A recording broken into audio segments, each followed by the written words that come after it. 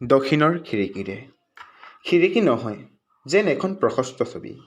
খিৰিকীৰ কাষৰ পৰা ভুমুকি মৰা গোলপীয়া ফুল আৰু সেউজ কণ কণ পাতৰ বগেনভিলিয়াৰ ডালবোৰ। পাৰত এটা পুখুৰী। আমাৰ সীমাৰ বাহিৰত যদিও পুখুৰীৰ পানীত উপঙি ফুলা গাহ গুলপীয়া ভেটফুল আৰু চৰি ফুৰা হাঁহবোৰ মোৰ লিখা পঢ়া কৰা টেবুলখনৰ পৰা নিচেই কাষতে যেন লাগে। মোৰ কোঠালিটো ঘৰৰ গেৰেজৰ ওপৰত হোৱা বাবে পুখুৰী, হাঁহ আৰু ভেটফুলবোৰ হাতেৰে ঢুকি পাম যেন লাগে। পুখুৰীৰ পাৰত এটা জুপুৰি ঘৰ। পুখুৰী আৰু মাটিৰ গৰাকীয়ে সাজি দিয়া এই ঘৰটোত ৰখীয়াৰ সৈতে বাস কৰে সৰু সুখী পৰিয়াল এটা। ৰখীয়াৰ একমাত্ৰ ৭-৮ বছৰীয়া ছোৱালীজনীয়ে প্ৰায় ধুনীয়া পখিলা এটিৰ দৰে পুখুৰীৰ পাৰত নাচি বাগি থাকে।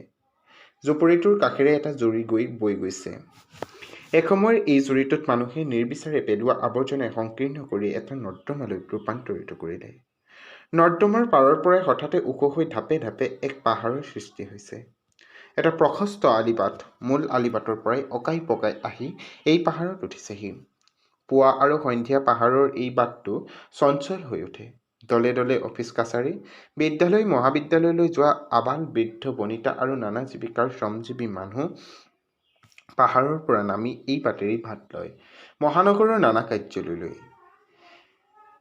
সন্ধিয়াৰ পাছত পাহাৰৰ মাজে মাজে দীপাৱলীৰ দৰে বিজুলী বাতিবোৰ জ্বলি উঠে। যেন চাইৰঙী পাহাৰত সহস্ৰ জোনাকীক বন্দী কৰি ৰখা হ'ল। এই ঠাইত প্ৰথমে ঘৰ সাজোতে সমতল মানুহৰ ঘৰেৰে পৰিপূৰ্ণ আছিল যদিও পাহাৰত ঘন বসতি নাছিল, বিজুলী বাতিও নাছিল। দক্ষিণৰ পাহাৰটোৱে তেতিয়া দৈত্যকায় ৰূপ লৈছিল নিশা। পিছে মাত্ৰ ৫-৬ বছৰৰ ভিতৰত পাহাৰটো খলাবমা হ'ল। নুদুক শিয়ালবোৰ আৰু পাহাৰৰ পৰা সমতললৈ খাদ্য বিচাৰি নহা হ'ল।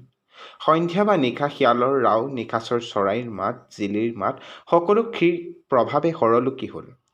তাৰ ঠাইত পাহাৰত বিজুলী বাতি জ্বলিবলৈ ধৰিলে। বন বিভাগ আৰু ৰাজহ বিভাগৰ তথ্য অনুসৰি পাহাৰটো চৰকাৰৰ ভূমি আৰু বনাঞ্চল। সমতলৰ মানুহবোৰে পাহাৰটোলৈ চাই মাজে মাজে খঙত গৰজিও থাকে। আমি ওৰে জীৱন কষ্ট কৰি বেংকৰ ঋণ লৈ ম্যাদী মাটি কিনিছোঁ, চৰকাৰক ৰাজহ দিছোঁ, খাজানা দিছোঁ, পানী আৰু বিদ্যুতৰ মাহে মাহে মাচুল দিওঁ। পৌৰ প্ৰশাসনৰ প্ৰতি আমি দায়বদ্ধ হ'ব লাগে। কিন্তু এই পাহাৰৰ মানুহবোৰক কিয় ৰেহাই দিয়া হয়? আমি মাটি দখল কৰি খাজানা নিদি থাকিব পাৰিলোহেঁতেন। আমি দায়িত্বশীল নাগৰিকে বিনিময়ত কি পাইছোঁ বা পাহাৰৰ মানুহে আমাতকৈ কি সুবিধা কম পাইছে, এনেবোৰ কথা বেছিকৈ আলোচনা হয়। যেতিয়া সমতলৰ নলা নৰ্দমা পাহাৰৰ খন্দা মাটিৰে বাৰিষা উপচি পৰে, বাট পথ নৰ্দমাৰ পানী উফন্দি বুৰাই পেলাই সংবাদ মাধ্যমত এনেবোৰ বাতৰি তেতিয়া আমি পৰিৱেশন কৰি থাকোঁ। কিন্তু আচৰিত ধৰণে আমি সংবাদসেৱীবোৰে দুটি সৃষ্টি লৈ থাকোঁ। পাহাৰৰ অবৈধ খনন, অবৈধ দখলক লৈ সৰব হওঁ।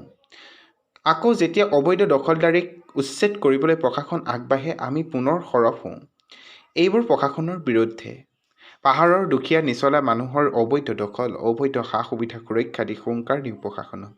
এয়াই ভাৰতবৰ্ষৰ সংবাদ ক্ষেত্ৰৰ চৰিত্ৰ। চৰকাৰ, প্ৰশাসন আৰু সংবাদ মাধ্যমৰ সম্পৰ্ক শত্ৰুৰ সৈতে একেখন বিচনাতে নৈশ সহবাসৰ দৰে। প্ৰেম আৰু বিবাদৰ বৈপৰীত্যৰ সহবাস। সাধাৰণ মানুহে বুজি নোপোৱাটোৱেই স্বাভাৱিক কথা।